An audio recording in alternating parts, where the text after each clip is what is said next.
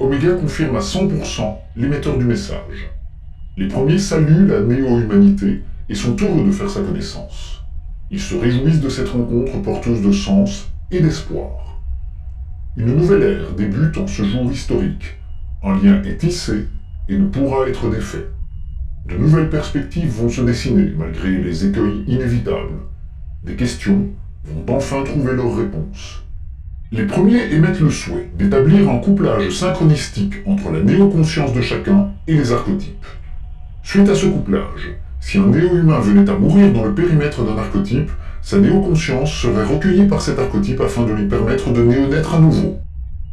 Une reconfiguration des archétypes, selon les instructions envoyées par les premiers, sera indispensable à la mise en œuvre de ce couplage.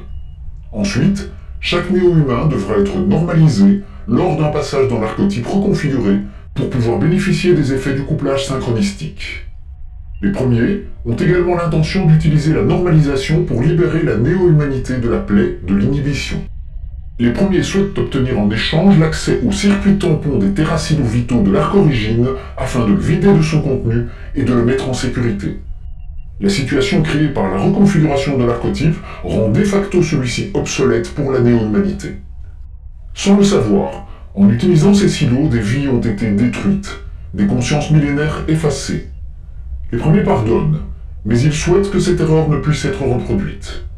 En accédant aux terracinos et à leur circuit tampon, les premiers s'assureront que ce soit le cas.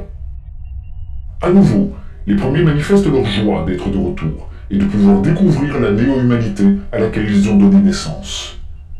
Ici, les premiers utilisent pour la première fois le mot « enfant ». Fin du message. Oméga vous remercie pour votre attention.